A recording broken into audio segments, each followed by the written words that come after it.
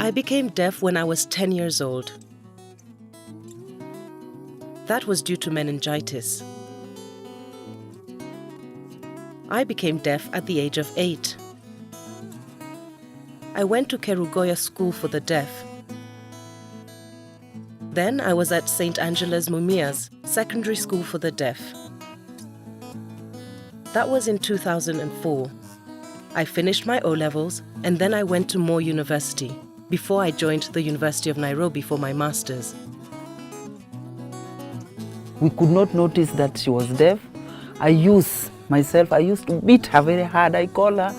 She doesn't understand. She doesn't say anything. Now I say, Georgine, what is happening with you? I was really beating Georgine, not knowing that she was deaf. Georgine was just born normal, and when she was growing, she came to be deaf. So I think deaf is not a taboo. Yeah. When I became deaf, my parents didn't know what to do. It was very difficult for them to accept why their child is deaf. But later, they took me to the hospital. The doctor told them that there are many deaf children and they are just normal, just like any other child. My father accepted, but my mother didn't accept. But for many years, it disturbed my mother a lot. Later on, she accepted it. And now she feels the deaf and the hearing are equal. And that's okay.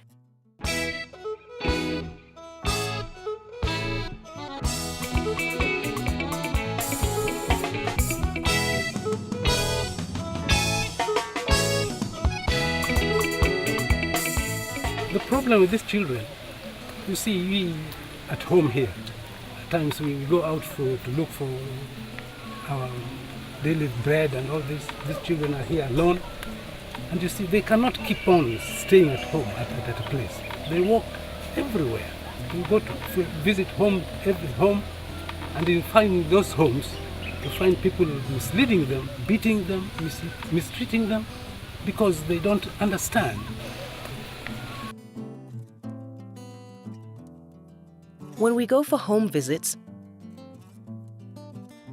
some parents don't understand why their children are deaf. So they leave their children at home. We advise them it is good to bring their children to school, because the child needs to learn language, because their first language is sign language. Sign language is like other languages like French, Chinese, Italian. So when a child is young, they can learn this language easily. And like when a child is already old, it's quite difficult for them to learn a new language, and it takes a lot of time. So that's the same with sign language. It's great if the parent maximizes on that period between when the child is born or starts to speak or express themselves through signs to the period of 5 years, so that a child already has developed complex ways of understanding language and people. Some children learn sign language as young as 6 months. Sign language is the first language before acquiring a spoken language. They can start learning sign language at 6 months. As long as you teach them basic sign language every day, they will learn very fast. Many families are different.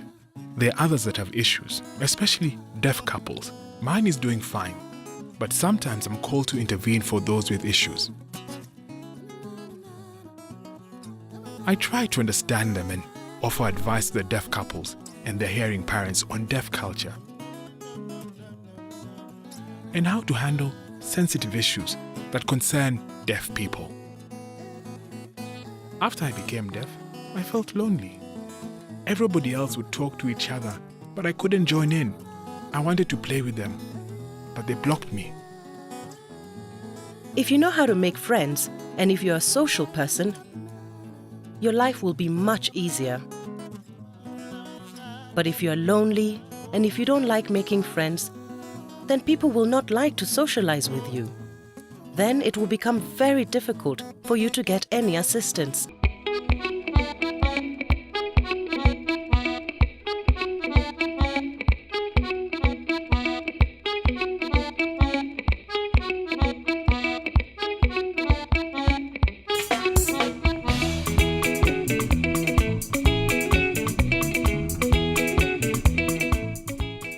If you can find something to support the children to go to school, maybe boarding school, they go and come back at home. Because out there, you cannot find love. You find love at home. If at home everything is okay, then out there they can be successful. After I became deaf, my parents didn't know there was a school for the deaf. So I continued with regular school, where I was before, up to Standard 5. Then later, they realized that there was a school for the deaf. And I transferred to Kapsabet School for the Deaf. Then I went to St. Angela's Mumias Girls Secondary School for the Deaf. Then later, I joined regular college. I was the only deaf in that college. When I was growing up, I went to a hearing school. I started learning sign language about 5 years ago. But initially, I didn't have any sign language in me. But my family could find a way of communicating with me. So they write, or they could speak slowly, they could help me understand. If you learn how to communicate with a deaf child, he will grow up to be something in future, and he will do some wonderful things that you don't know. I was at Aga Khan Primary School until class 8. Then to Machako School for the Deaf. I'm in Form 3 now.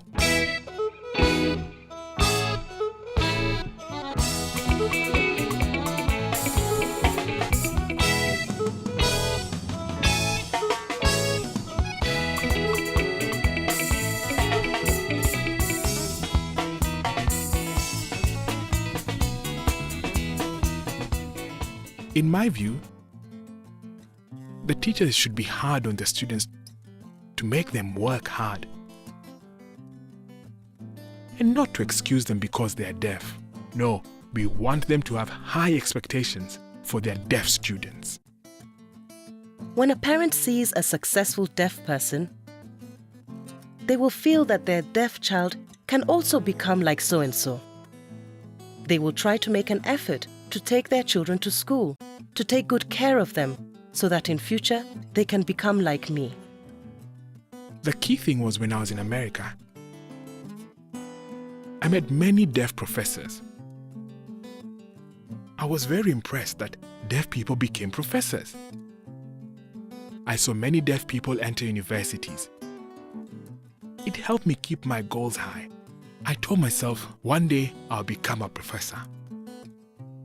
So I became one. I want to continue until university. Before I became deaf, I searched for boarding school. And I was aiming higher, but when I became deaf, I lost hope.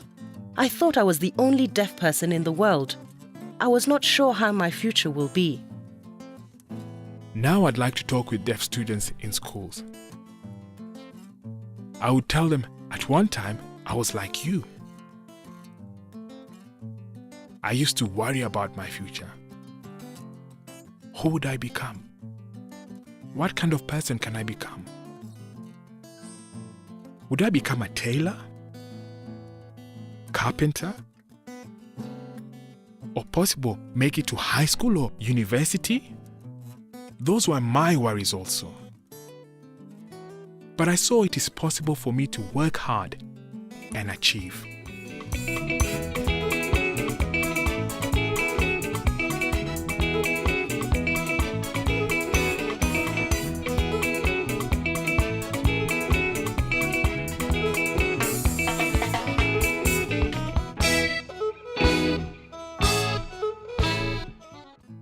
When I'm at home and have nothing to do, I decide to chat with my friends and I feel good.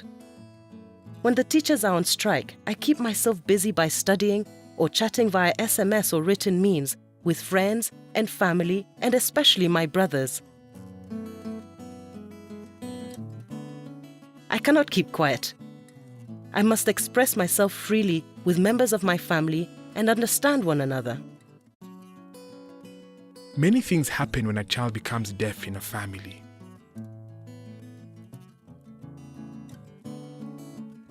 Some can be shocked, disappointed, or heartbroken. My father was really disappointed and shocked also.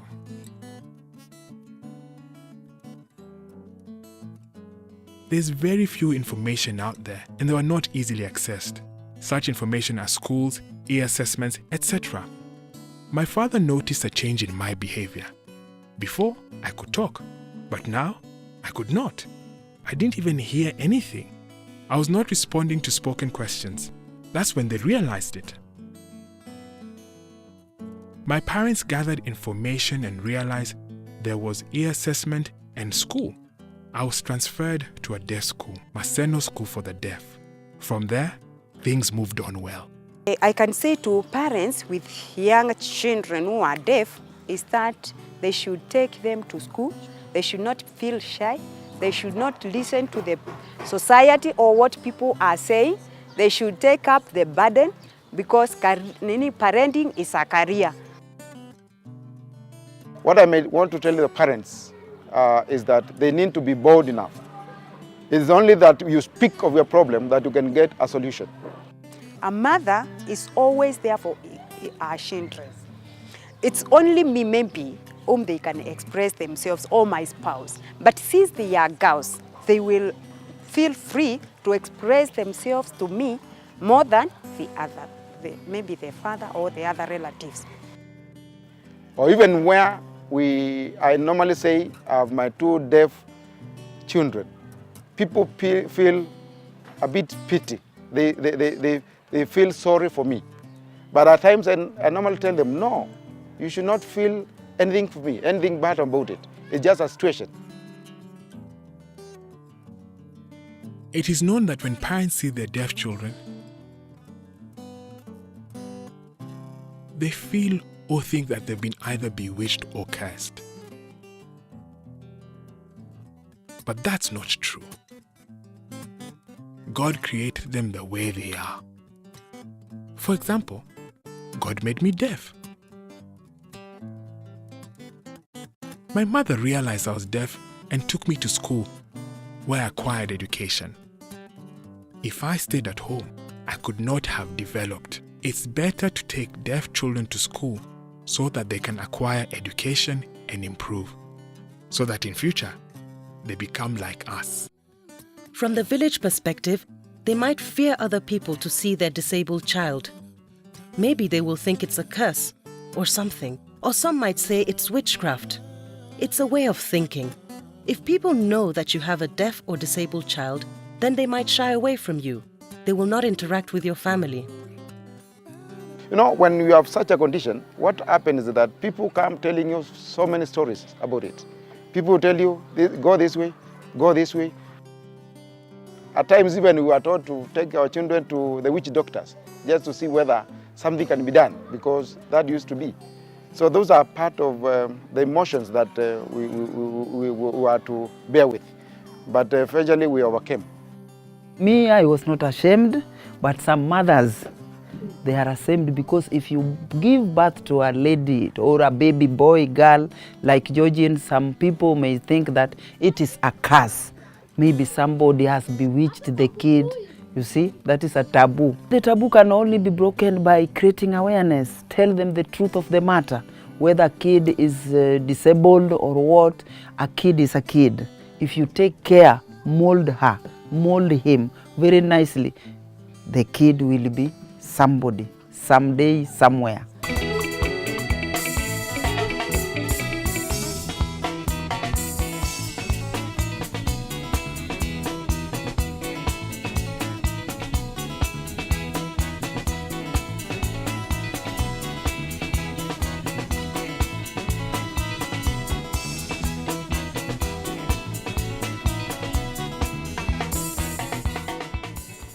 I don't think that we should allow deaf people to have excuses.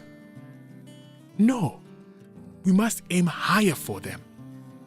They should never use their deafness as an excuse to fail. No, they must work hard. Tell them they can be the best that they can be. And deaf can become anything. Can become lawyer, can become doctors. Surely, there are many challenges out there among deaf people because of communication barriers. How do we overcome? Bring in an interpreter. The interpreter ensures that I express myself very clearly to the audience and that my message is well received. I'm a student here. I'm doing my master's in entrepreneurship development. I'm finishing. This Wednesday, I'll be presenting my thesis here.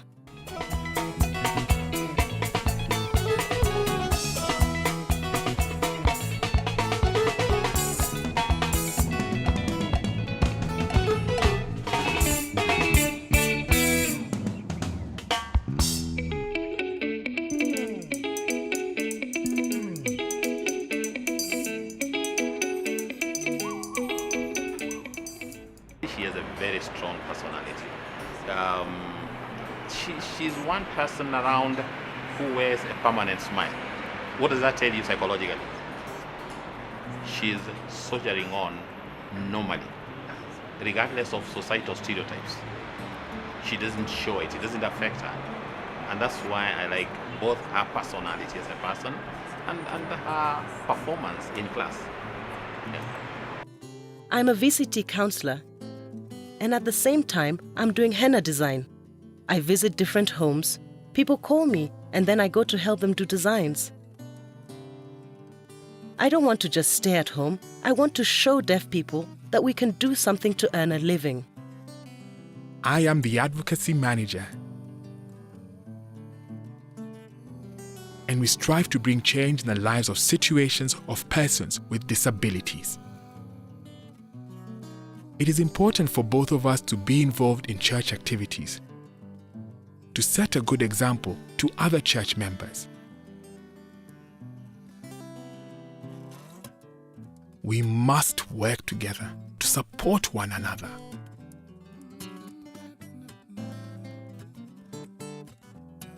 I cannot tell my wife to stay at home while I work alone. We need each other's support. The church has many issues and challenges, such as marital issues. If it is a lady who has the issue, it is not easy for me to counsel her in the confined room alone with her. My wife must be involved in the counseling session. So I think from there, they saw that they can do this and that they can go to university. They can do anything. They look up to me. Is that to encourage parents and show, maybe in TV, I say, deaf are not stupid. They can learn and become clever.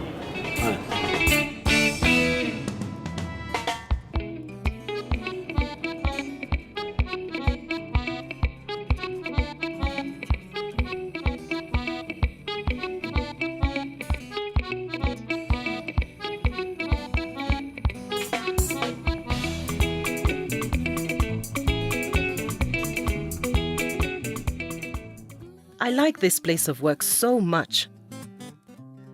It was my dream to work in a place like this. In future, I hope to own a school like this so that I can help deaf and hearing children. I would also like to further my studies in the near future. Thank you.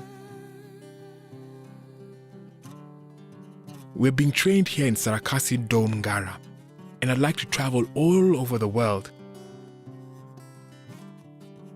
to create awareness about deaf actors, dancers, and comedians, with the hope that one day we'll be able to open up our own entertainment center here in Kenya, where we could train other deaf people in different skills.